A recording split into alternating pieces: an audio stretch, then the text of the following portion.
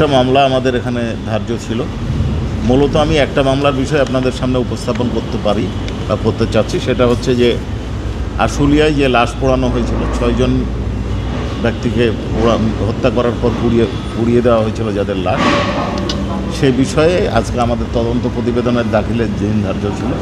কিন্তু আমরা যখন তদন্ত প্রতিবেদন প্রস্তুত করছিলাম এই মুহূর্তে একটা হঠাৎ করে তথ্য আসে এবং আমরা একটা ভিডিও শনাক্ত করতে পেরেছি, আমরা উদ্ধারও করেছি। তাতে দেখা যাচ্ছে যে এইখানে কারা কিভাবে হত্যা করেছে সেই বিষয়টা আমাদের সামনে এসেছে।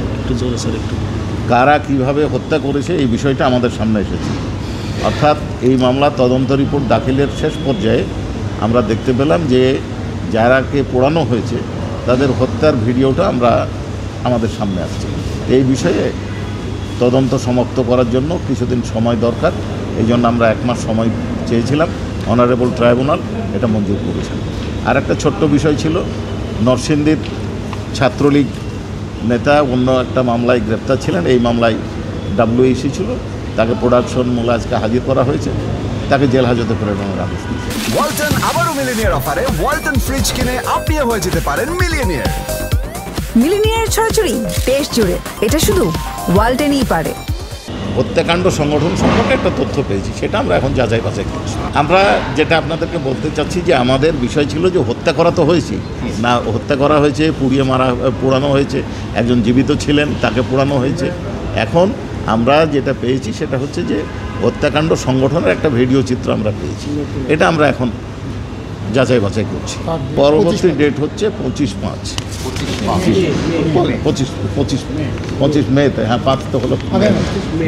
হ্যাঁ, আর দেখেন এই বিষয়টা সম্পর্কে আদালত প্যারোলের বিষয়টা স্বরাষ্ট্র মন্ত্রণালয় থেকে দেখা হয়, এটা আমাদের বা ট্রাইব্যুনালের বিবেচ্য বিষয় নয়, এটা আমরা বলেছি।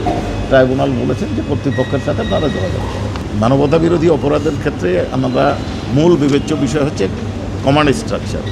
কমান্ড স্ট্রাকচারের বিরুদ্ধে বিষয় তদন্তটা আমরা মূলত করি, তার সাথে পারপেট্রেটর যারা আছে, যারা হত্যাকাণ্ড সংগঠন করে বা অন্যান্য অ্যাট্রোসিটির সাথে জড়িত থাকে, তাদের বিষয়টা আমরা তদন্ত করি। এখন তদন্ত একটা চলমান প্রক্রিয়া, এই তদন্তে নতুন তথ্য আসে, ফার্দার ইনভেস্টিগেশন পরেও হতে পারে।